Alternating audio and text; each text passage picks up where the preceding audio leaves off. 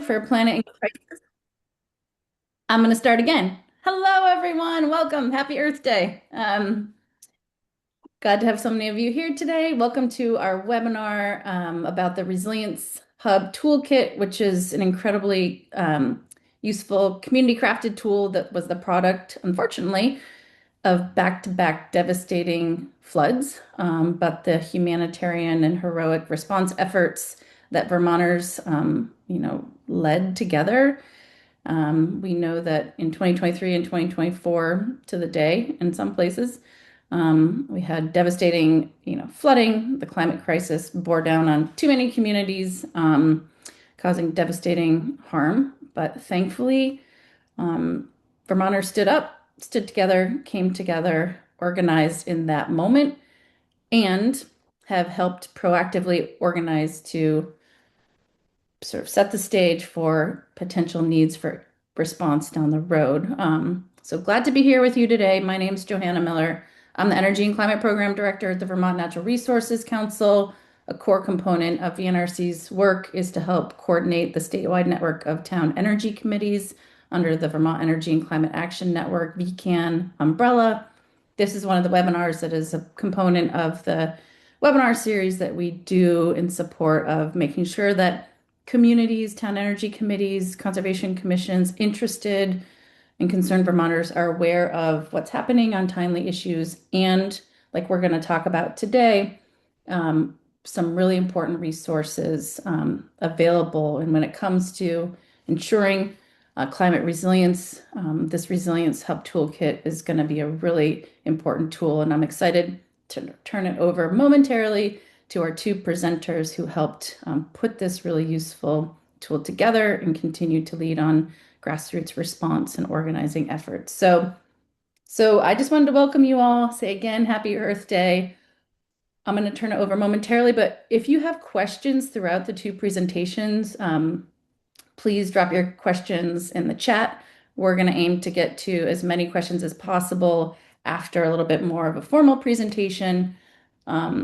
And in the meantime, I'm going to turn it over to our two fabulous presenters, introducing them, and I will turn it over to them, let them know whoever wants to go first. But Megan Wayland is a former co-director and lead organizer for the Northeast Kingdom Organizing, NECO, and co-founder and president of the Northeast Kingdom's long-term recovery group, CURVE. And so NECO coordinated kingdom-wide mutual aid response efforts during 2023, 2024, and 2025. Geez, back-to-back floods. And CURVE has been working since 2024 to help over 50 flood damaged homes at no cost to survivors. So Megan is going to talk about their work and the importance and the Resilience Hub Toolkit. And then please turn it over to Clarence, excuse me. um, yep, to Clarence Taninger, who is an EMT first responder and community organizer who was also based in central Vermont in the Northeast Kingdom for many years. Clarence has supported local food recovery efforts in 2023 and 2024 and was part of the core organizing team that came together in the fall of 2024 to reflect on regional flood response efforts from the previous 2 years and help co-craft this Resilience Hub toolkit. So this is a really exciting opportunity to dig into this incredibly useful tool, and I'm pleased to turn it over to our presenters. Take it from here, Megan or Clarence. Thank you so much. I'm going to start us off before I get to moving these slides around, but I just wanted to thank you all at VCAN for giving us this opportunity to talk about this work. I got involved in flood recovery in 2023 because, as was mentioned, I was a grassroots organizer. I was working in a town of Barton. It has about 800 residents here in the Northeast Kingdom. When FEMA came to town during the 2023 flood, there was this general response like, we don't need you. No one here was impacted. But because we were organizing, because we were going door to door, because we had a community meal and a community garden, we had these relationships, we actually knew quite a few people in town who had been impacted by the flood.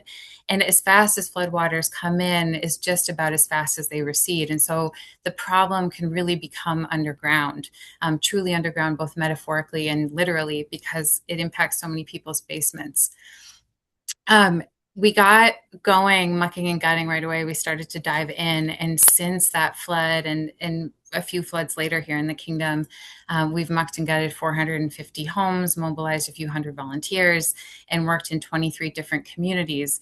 And I got involved in creating this toolkit because I learned so much from that experience.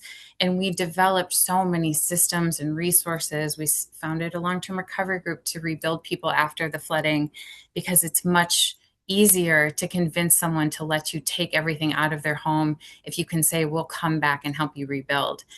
So through all of this, we didn't want anyone to be left behind, and we wanted to impart, both myself and all of the grassroots responders across the state who helped create this toolkit, impart the skills, the knowledge, the tools, the spreadsheets that we had developed in this process, put them all in one place so that they were easier to access for the next time, which we know there will be. And with that, I'm going to pass it to Clarence. Thanks, Megan. Um, yeah, and I'll just offer a little further intro to how I got into this work.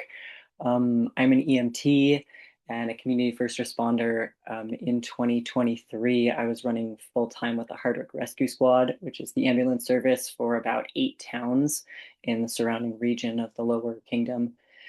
And when the flooding hit in 2023, the Hardwick Rescue Squad developed a mapping system for our crew for navigating which roads were closed and which roads were open in the days and days that persisted after the flooding, as we needed to know how we could get to the people in the communities that we serve in those like acute emergencies.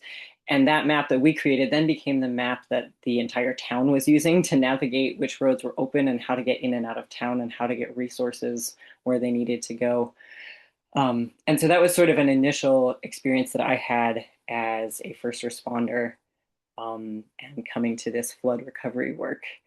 I was a part of rebuilding after 2023 and 2024. And then, as Megan said, in the aftermath of the 2024 flooding, Community Resilience Organization sort of facilitated the coming together of a bunch of different community organizers and first responders to hold a reflection process on this devastating experience that our region, our communities had been through over these past 2 years, and to try to take inventory of the systems that have been created and the lessons learned and the things that were being implemented, knowing that as climate disruption and catastrophe just like keeps rolling forward, um, our region and our communities are going to keep experiencing this.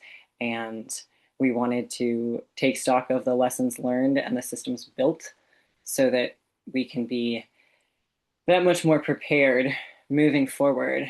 And we gathered together as a cohort for about a year and a half, creating this database of systems and compiling sort of how-tos and best practices, and finally came towards the form of creating this, what we're calling the Resilience Hub Toolkit, in the form of a website.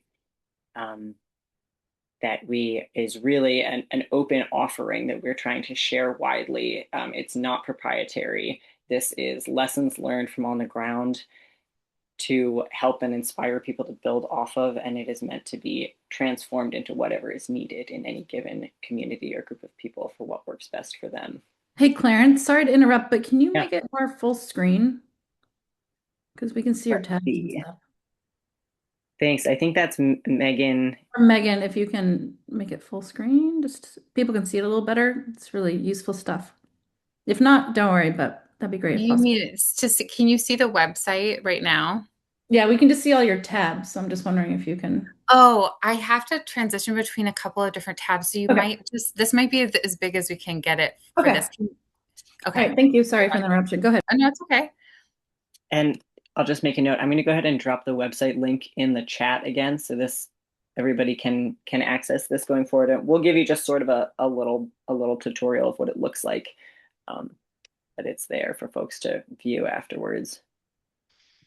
Yeah, and I wanted to say too about the toolkit. It's available both online and offline. Like we recognize, we built it out as a website because it's the most user friendly and easy to distribute. And we want this to reach as many people as possible and be as useful as possible.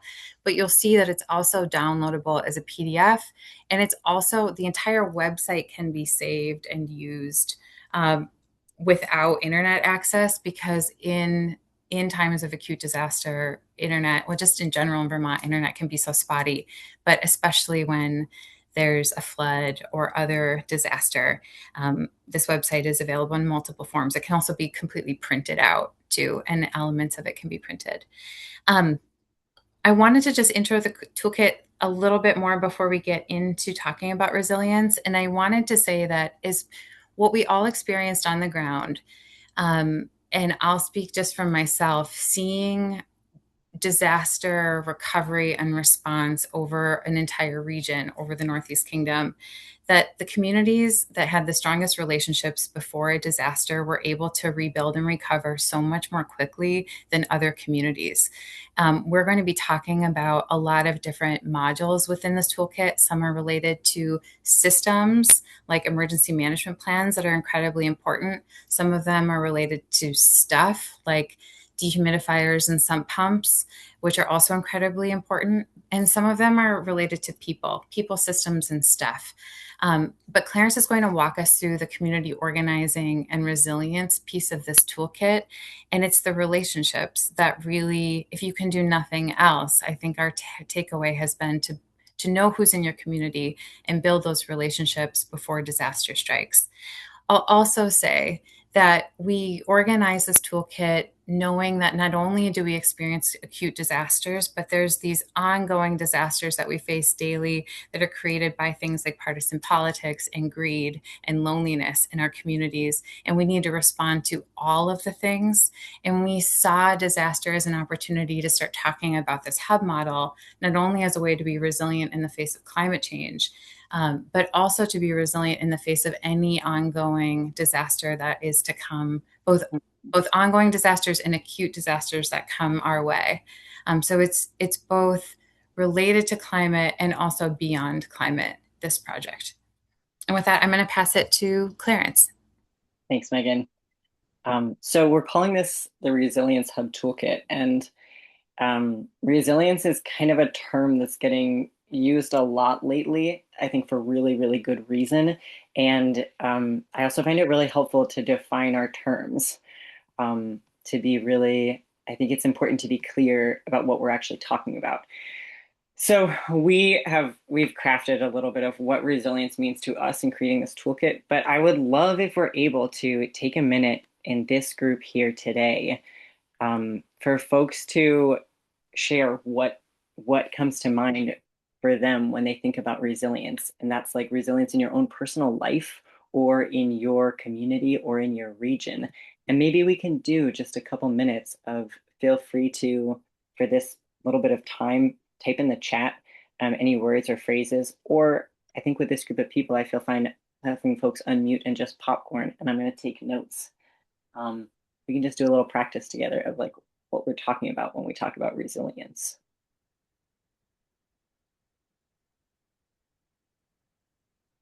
I'll jump in and just share. I'm James. I'm in White River Junction.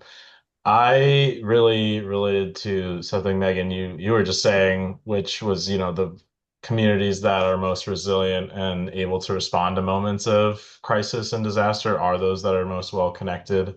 And I just think, yeah, that's been my very much my experience, and I wasn't really around for most of the flooding disasters, and I think White River was also not super impacted. So even if I was around then, it wasn't, yeah, our community wasn't necessarily, but I know that in the future, is not necessarily guaranteed. And something I've just done since I've lived here is really fully invest in community. And I think that is really where I draw a lot of my hope and energy from, is just like getting out in the community, meeting people, bringing people together, creating spaces for people to meet their neighbors, and yeah, just like kind of the bare bones of a civic society, like knowing your neighbors, I think is like you said, if nothing else,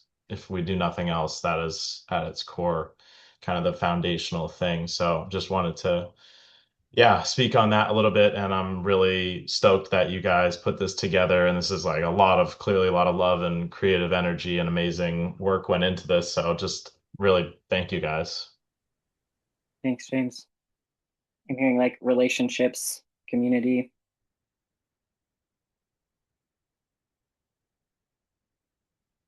I'm reading from Chelsea, from Vermont. Interfaith power and light. I think of community empowerment and actionable ways to help one another to be safe, prepared, adaptable, cared for. I really love bringing care into that.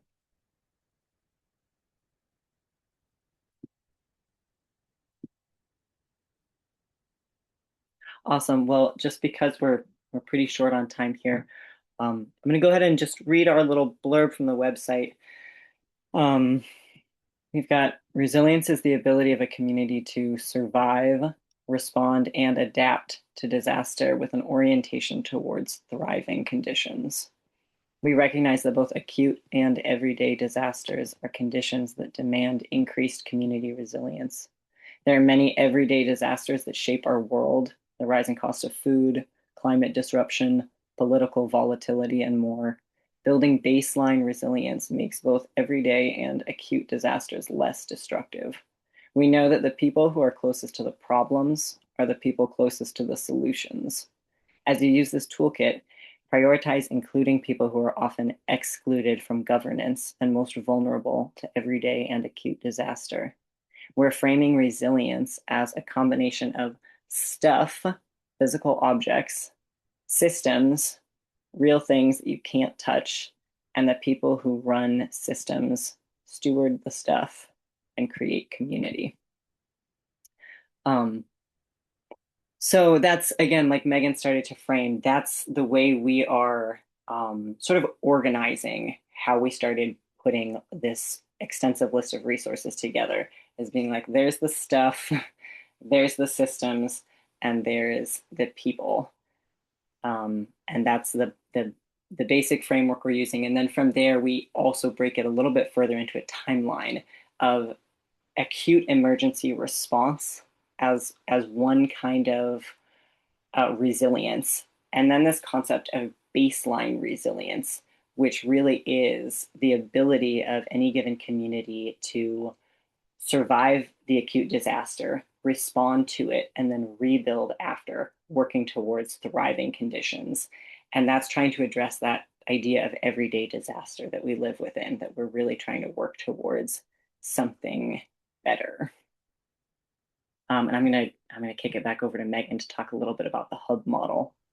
Thanks, Clarence. I'm going to talk a little bit about entry points to creating hubs because they pop up really differently. And in creating this toolkit, we certainly aren't trying to prescribe a way in. We're trying to offer multiple entry points because we're recognizing the fact that there's so much work that has already happened on the ground. In fact, many of our communities have a community meal or have a community garden, or they have the stuff and they have some of the people and they might need the system, or they have good governance, but they might not have a lot of community volunteers. And so we created the hub toolkit to acknowledge different entry points. And I'm going to talk about what this looks like both in the NEK and then just south of the NEK in Marshfield.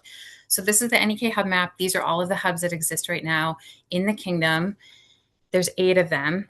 They were all created. These are pictures from flood response in 2024 in the kingdom. They were all created out of necessity. They had to pop up, and they popped up instantaneously because we had to connect people. These are volunteers. Here's people creating meals. Here's people mucking and gutting, teams of that. Here's the stuff. Here's pumps, mud buckets, rakes, squeegees, bottles of water, to projects like here's a flooded basement. And so we needed to create these hubs to be able to connect people to projects, to stuff, so we could get the right volunteers to the right home with the right tools that they needed to do the job very quickly. And so what you see here is a version of the same map, but now it's divided between the hubs that were established in 2023 on the west side of this line and the hubs that were established in 2024 on the east side. And what you're really looking at is where the kingdom was impacted in 2 different years of subsequent flooding. This next map shows now what has happened since the floods, where there's larger networks that are starting to develop. For example, Linden, because it's in the center of the kingdom, has become the hub where most of our supplies are stored. So we have hundreds of dehumidifiers, we have 10 sump pump kits, which are hoses, electrical cords, and the pump themselves. We have generators, we have work totes that we send out with volunteer crews to muck. Mud and dampness is like a cancer in a home. So if we can mobilize quickly, we can, within a couple of days, to get wet debris out of a home, we have a better chance of saving that home. So I just want to touch on this briefly and then I'll come right back. But being able to respond to disasters, actually also being able to respond to keeping our neighbors in their homes and not being displaced. And that is actually at the heart of this larger project. It's not just about getting mud out. So it's about care, but it's also about keeping our communities whole and keeping housing online in a housing crisis. So Linden is our big stuff holder. Hardwick, interestingly, is becoming a big stuff holder, but also has a food hub in that community. And so they have trucks that are constantly leaving and going throughout the state. So we have a new agreement with that organization, the Center for an Agricultural Economy, this food hub, to be able to move supplies out in a disaster. And so Hardwick also, as a stuff storage place, has a larger network. In Orleans, similarly, there's also a community meal in this community. And so that hub started with a place to store stuff, but has become more of a cultural organizing center. And that's another goal of these hubs, is to stay organized permanently. So not just when disaster strikes, but also in what we call like sunny sky times in the world of disaster relief. This hub development is inspiring other hubs. This little arrow up here is pointing towards Derby Line. That hub is starting with a community meal as their entry point.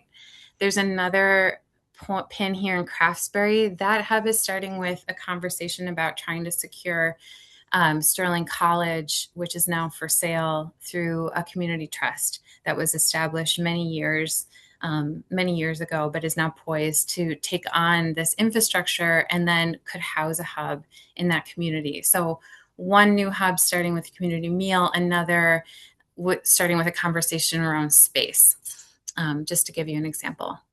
And then Michelle Edelman McCormick, who's part of the Marshfield Hub, was part of generating this toolkit. And what I wanted to show you was how that hub actually intersects with other community projects that are happening in Marshfield. So Marshfield has a broader solidarity economy project happening, of which the hub is just one part. So the hub here has a sharing economy around tool lending library. They have skill shares, they have swaps, they have food sharing happening. They have a farmer's market that's established, an agroforestry program. They have a garden, they have a food shelf, and they have community suppers. But that hub is also part of a land trust project that's trying to secure land in the community to have a permanent farm and food source. And it's also connected to a cooperative business project that is taking businesses in town, for example, the general store, which was converted into a worker-owned cooperative. So they're trying to talk about a system. They're not only taking this hub as a project or as like a storage center, but they're looking at all of the different ways you can care for a community should our current systems continue to fail. And I think that's it for me on this one. And I'm going to pass it back to Clarence. Awesome. Thanks, Megan. I would love, yeah, thank you, Megan. I see you toggling back to the Toolkit website. So we would like to take you all through a little bit of a Toolkit 101 online tour, just to give you a bit of a sense. There's a lot of information here and a lot of systems, and we want to just help orient you for if you were to visit this later or start trying to dig into this work, help orient you a bit to some of the pathways and the flows here. So we started talking about this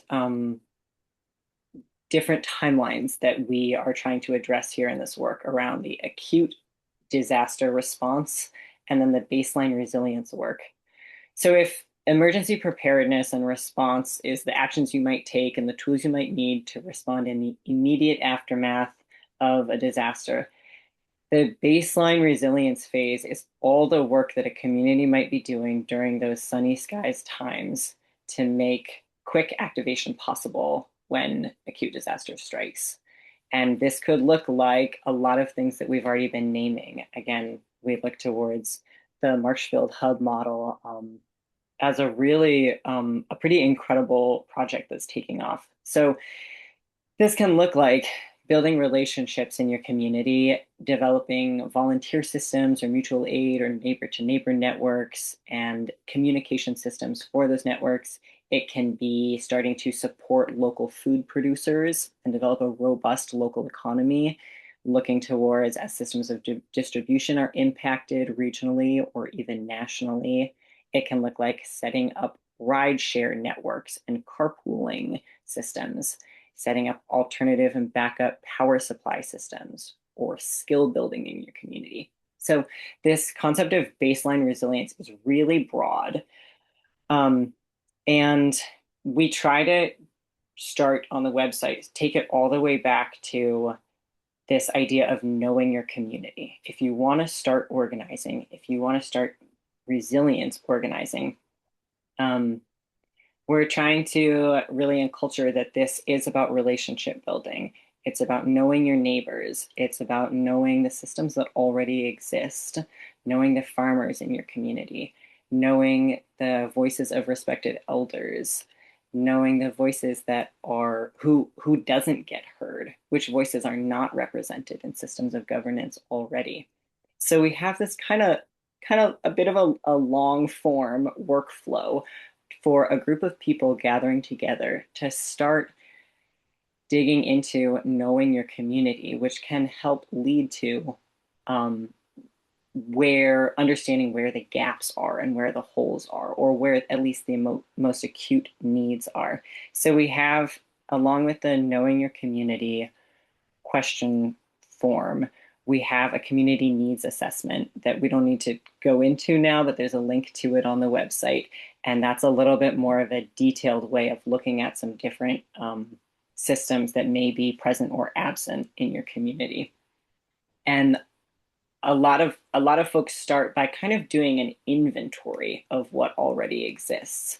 And similar to as Megan was showing with the different hubs in the kingdom, you might be like, well, we have a really robust volunteer system already that runs through the library, and we already have ride sharing and carpooling set up, but we are really lacking in food distribution systems here. Or you might have the experience of having gathered some tools and some equipment, but there really isn't a lot of relationship and culture building happening in your town or your community. And you might start by being like, we want to have a monthly potluck and just do a little bit more of that culture building.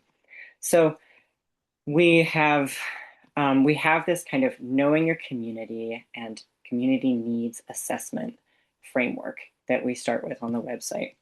And from there, Megan, if you'd be willing to go then to the baseline resilience section. Exactly. We have this divided back up into these sort of broader categories of stuff and systems and people. And you can sort of work your way through each of these as you understand like the pathway that makes the most sense for what your community or your organizing hub might take on next.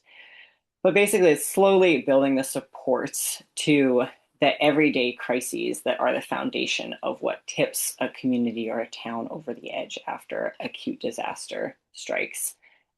And something that we, I think, have really started trying to lean on is is the idea that so many people are already living in everyday emergencies, and that's poverty, food scarcity, housing insecurity, domestic violence, systemic power imbalances. And as has already been named really beautifully on this call, starting to build those baseline community relationships is the foundation to a resilient community that can respond to disaster.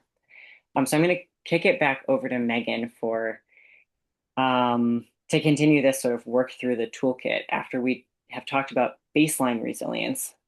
Be like, what can it look like in the direct aftermath of natural or other forms of disaster? Thanks, Clarence. Yeah, so we've gone through the introduction. We've talked about knowing your community. You've built your baseline resistance, and now it's flooding in your town. And so you'll see here that we have these little tags on each of the modules. Emergency response and preparedness has this during bubble on it. And that means like it's day one of the flood. What do you do? So I'm going to click on this. And within emergency preparedness and response, a lot of this you can do ahead of time. You can look at your food and water systems. You can figure out your first aid and medical systems, build relationships with EMS. Clarence was part of EMS in Hardwick, and it was such a pivotal relationship in town. You can figure out your emergency preparedness kits and have all of this stuff on hand. A couple of things I wanted to talk about were volunteer management and flood recovery supplies and work. And I just want to dive in to show you a little bit more about what the toolkit can do. So it's day one of the flood. You've got all of your neighbors are flooded. You need people to come in and help you muck and gut. How do you get people connected to the project with the right stuff? That's what I'm about to talk through. So again, this volunteer management module came from all of the people who had to do this in their communities. And so what we did was talked about some of the things that really worked well for us. So you have a link to Sign Up Genius, which helps coordinate volunteer work shifts.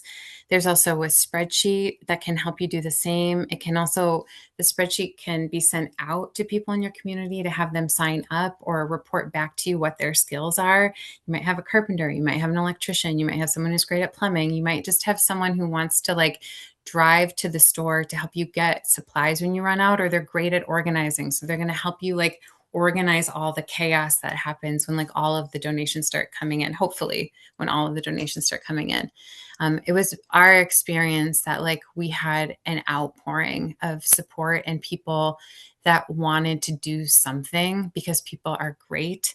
And so just figuring out like all of the different things that people can do. So there's a little list here of like different volunteer roles that we discovered were helpful because you want to find a way in for every person that wants to be in and on the team, but not everybody has the capacity to muck and gut or rebuild. So there's some things around meal providing or mental health support, childcare support, etc. We talk about a grassroots tool we use called Crisis Cleanup that helps you go door to door and assess damage. It's an app on your phone that you can download, and you can go door to door and say, how much water was in your home? Did it reach the first floor? Do you have a bulkhead? How tall is the ceiling in your basement? How much stuff is down there? And that way you know what project you're getting into or what you're sending volunteers to.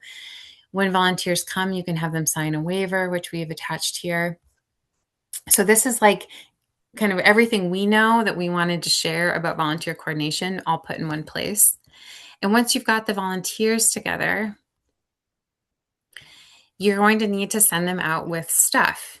And so this is a list of supplies. And a lot of different modules on the toolkit function like a checklist. And so you're like, we're going to need a sump pump. And actually, we're even better than a sump pump. We're going to need trash pumps, which can handle a lot of debris. It's amazing what you learn about pumps in a flood, or a transfer pump. We are going to need a lot of contractor bags and Tyvek suits.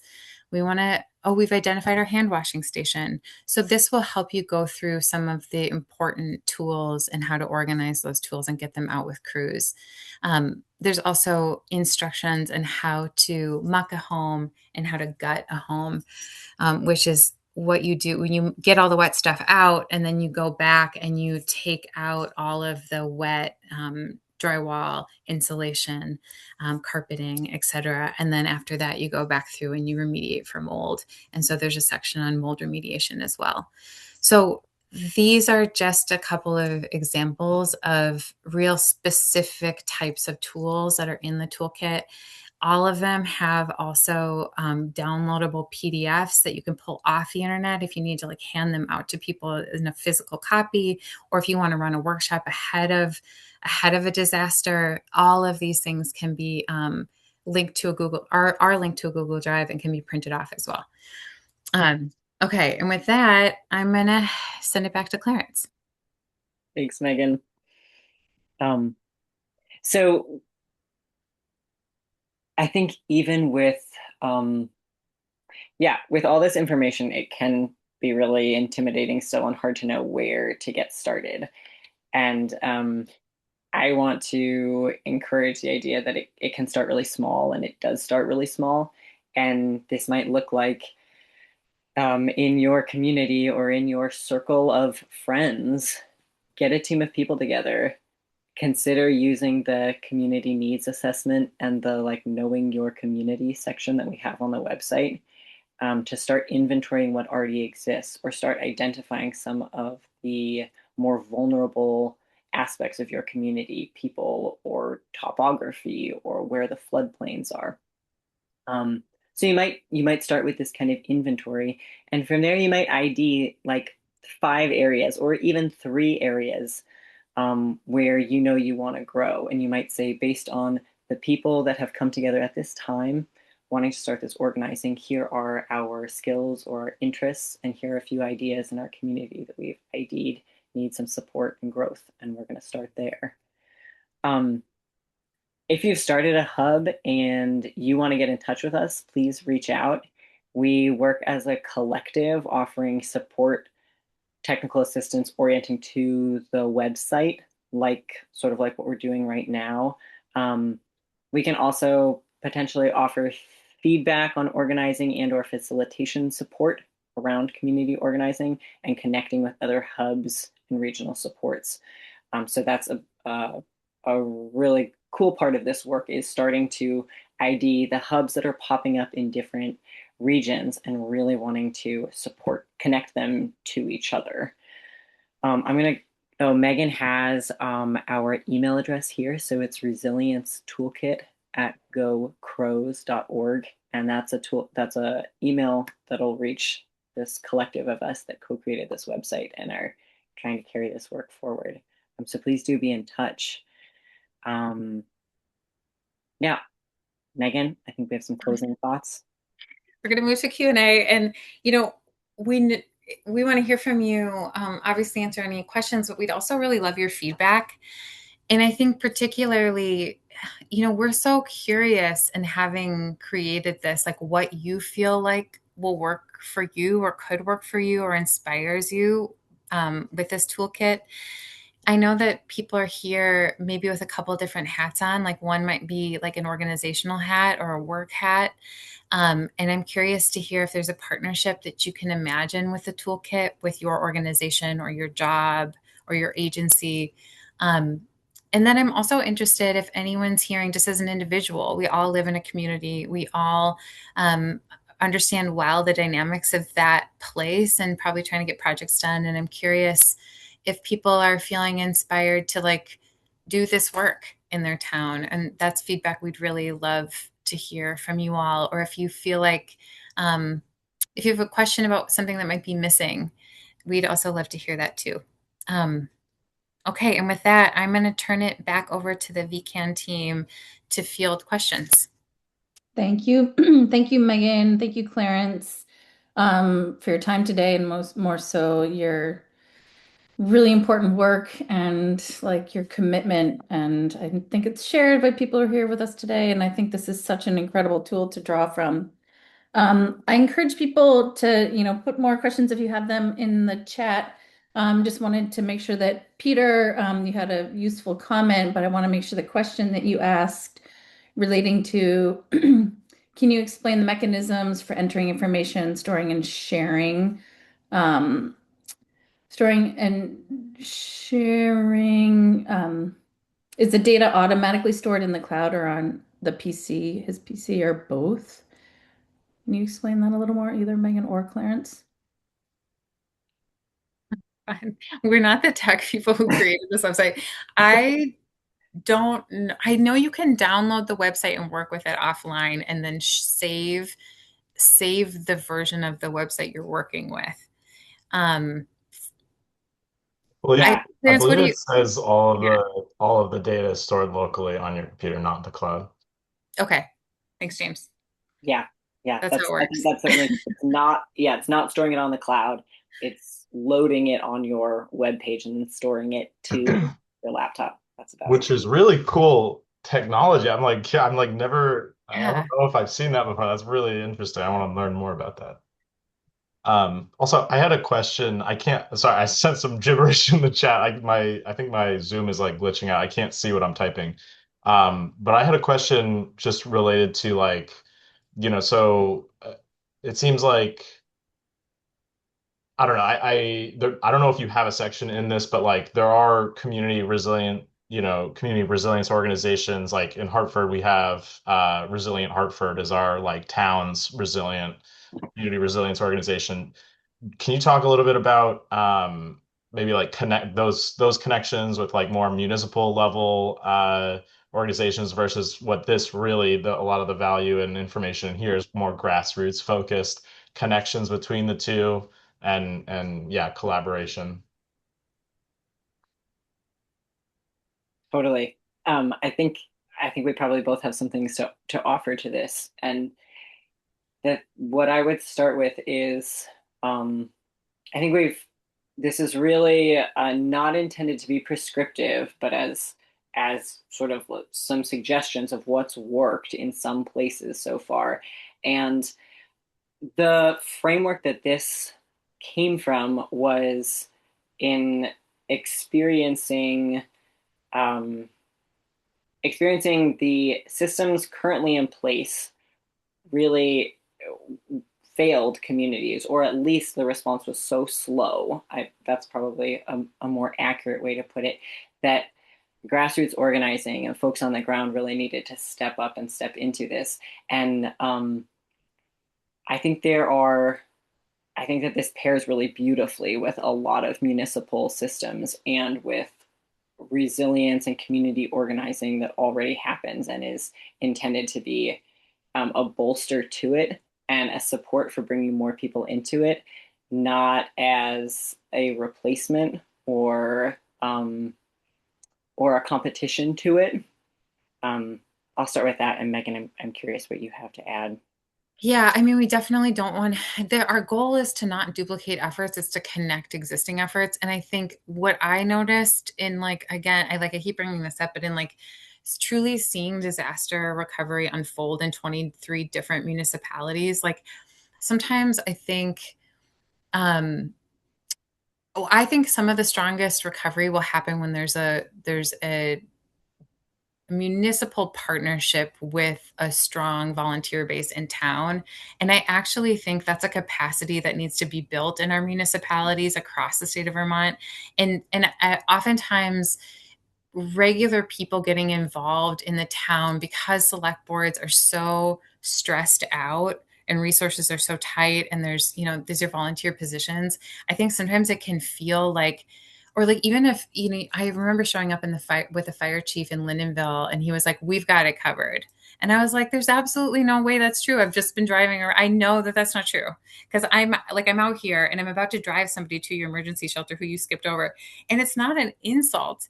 It's just that I think sometimes people stake a ground rather than creating a truly collaborative network because it feels like somehow a personal attack when the truth is like the system is so overwhelming and so designed to be as overwhelming. And then because of that, we're so divided, which is like a different which is this political framework, but is like maybe a different conversation.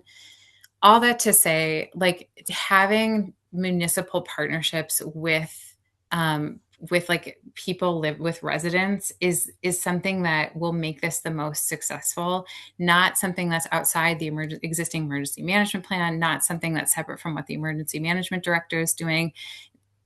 But we also want to acknowledge that in not every municipality are those relationships functional right now. And so sometimes what we saw was that regular citizens, residents were kind of like left behind by their municipality. Oh, well, we're not going to go pick up trash at that address because they're probably making up the fact that their house was flooded because I know that family, for example. So like those types of tensions do play out in disaster recovery in the same way that they play out in every other decision our communities make. So I don't know if I'm even answering this question at this point anymore, but I think our goal is definitely to continue to bring people together around this concept, not duplicate efforts, but strengthen efforts by the combination of those efforts. And it's the systems piece, it's that sinew, the tissues that are missing between the efforts that are already happening that I think we see as like one of the fundamental place. Like if we can build that tissue, we can build more resilience. Yeah. Thank you so much, Megan. Peter, you had a question. I'm a little hesitant to. Did you want to ask a question really briefly? But you're muted. Yeah. Peter, you're muted if you're trying How to. about now? Oh, you're okay. Good. Yep. Okay. No, my first question was about like, how does it work? And I guess I just have to follow through with someone else to see the technical part. I tried to start it, and when I went back in, the data was gone. Hmm. That's probably because I don't keep my history and I don't keep Mm-hmm. temporary files. So it's probably something that I'm doing with my storage. Then the question is also sharing, because if we were going to build this in town, like you've built this with other people, I don't really, how do you all work together with the same files? Is that what you did? How do we all work together with the same files? Well, there's probably a couple different ways to do it. You could do it through the drive. So maybe I should share my screen again. Each of these modules has like spreadsheets or Right. forms attached, and those are all stored on the Google Drive. For better or worse, we're in the Google universe. Okay. And then those would be shareable from the drive if you wanted to create a shared drive, and then you could co-work on the documents in real time. And so Okay. you sort of take it off of the website and then, work with it in the drive. Or you can also put it on a zip file, and then I guess you could share the zip file because you can download the whole Yeah. Okay. thing, something like That that. that's fine. No, I got it. Yeah, that's fine. I Thank you. appreciate you asking, like, Yeah. how does this actually work? Yeah. Like, how would we use it? Like, how would we actually use it in community? It's Yeah, because helpful. like I say, I started and it all sort of disappeared. So Right. obviously I have work to do to figure that out.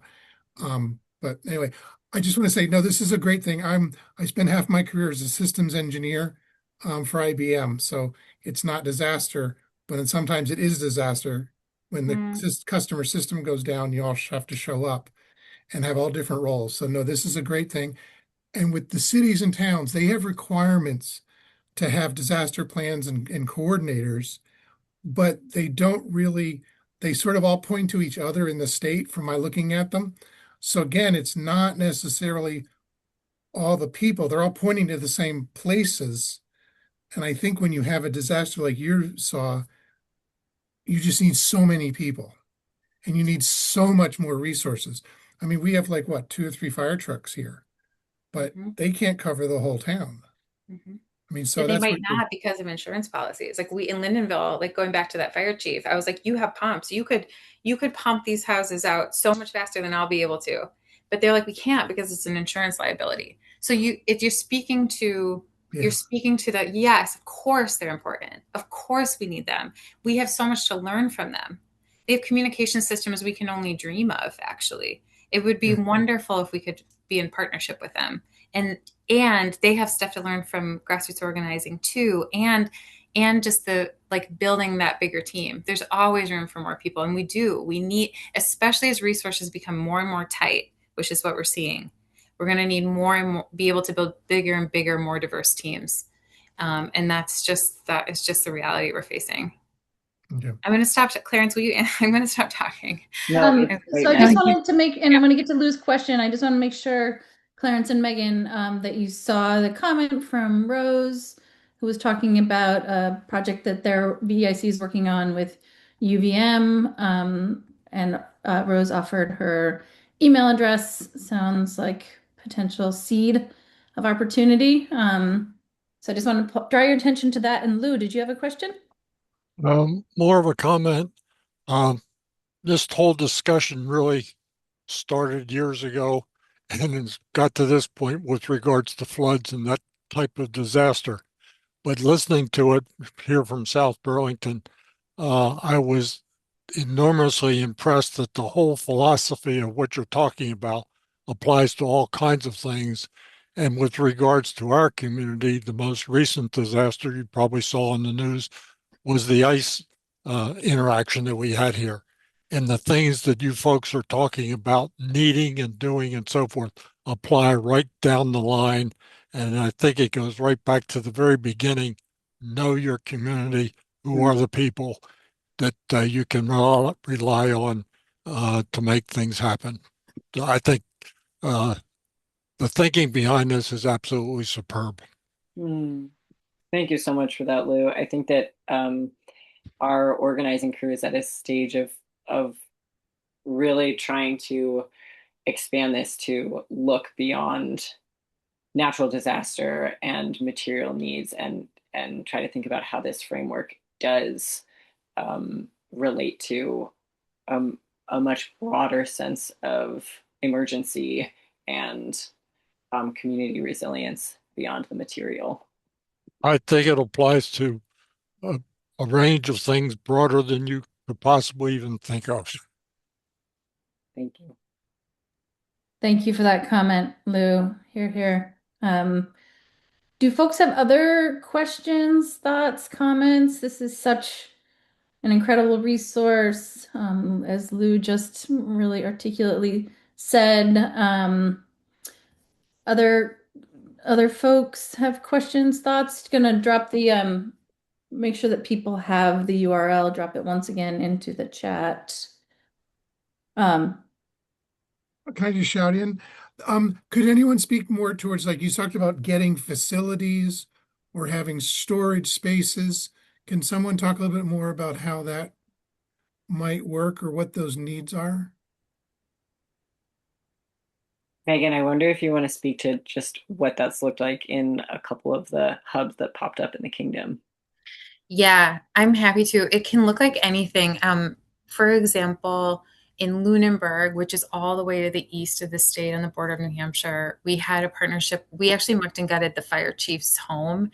And so we got our hub started in the fire department. And they designated a corner for us and gave us access to the space so we could move in and out with volunteers and equipment. In Barnet, there was an existing community center that was like an old church that had been converted many years prior into a community center. The woman who had the key to that place lived across the street, and she put her number out on like the church sign, her cell phone number to get in touch with her to get the key to open it. So that quickly became the hub because there was that access and there was this like caring neighbor. Hardwick had a very robust neighbor to neighbor network that was founded in COVID. They have an incredible town manager who's designated lots of space, who's given community groups lots of free space. They have so much going on in Hardwick that's so beautiful.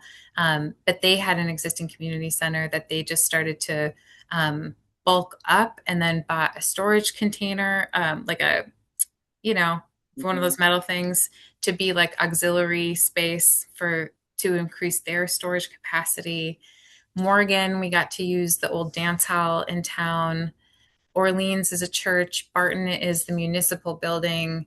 And Greensboro was the general store in town. They had put a free in Greensboro Bend, they had given us a section in Greensboro Bend in the general store, which is a place where people move in and out of a lot, and obviously it's long open hours, to put disaster relief supplies that people could like check in and check out. When the disaster folded, we moved those supplies. When it was kind of complete for 2023, we moved those supplies to a farm that's just up the road, that has a relationship with that general store owner, so that pipeline is still like open and available. So like, I just say all that to say it's like it really varies, but access is key. Ease is key. A lot of this, it can look like kind of like anything, but you want many people to be able to access this space. Thanks, Megan. All right, we're running up against the hour. I want to make sure Clarence and Megan, if you have any last minute parting remarks, making sure that people are well aware about how they can connect with you and your broader collective, and just deep gratitude for your time today and your work in general. Any parting thoughts? Just a big thank you from us as well. We're really grateful to everybody who showed up to this, and an invitation to take the website and share it really widely. And yeah, and an open invitation for feedback, continued feedback on this. This is kind of our launch year of this website form of the project, and we want to hear how it's working or how it's not working for folks. That's great. Yeah. One thing, Megan, in your presentation, you pointed to the app Crisis Cleanup. Yes. It feels like, as you mentioned already, that the internet and apps are not our solution. But if people wanted to download that, like proactively, are there any other proactive apps that people may want to download to be ready for a potential next disaster, knock on wood?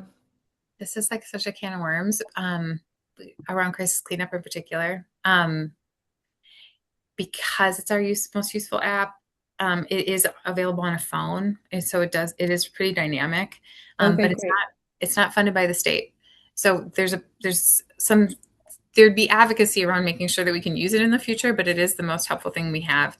So you can download that, and I guess you could start playing around in Sign Up Genius. There's so much on the website to look through, but yeah, Sign Up Genius is another thing, that people could start to use, because you could use it to even coordinate like a cleanup day in your town, or that's a helpful volunteer coordination app that could be used even in sunny sky times.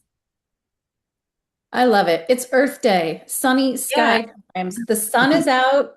I hope everyone who's, joined us today gets out, gets some vitamin D on their face, soaks it up while it's still a little chilly outside. Grab a jacket, and yeah, while we still have some sunny days, continue to lean into your community. I'm really grateful for your time and that theme of like it's our sort of social infrastructure, our civic infrastructure that is our greatest asset. So starts with all of us. So thank you so much for your time, your work, Megan and Clarence in particular, and everyone else.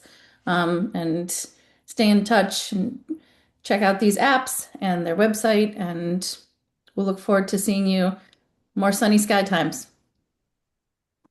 Thank Thank you so you. much.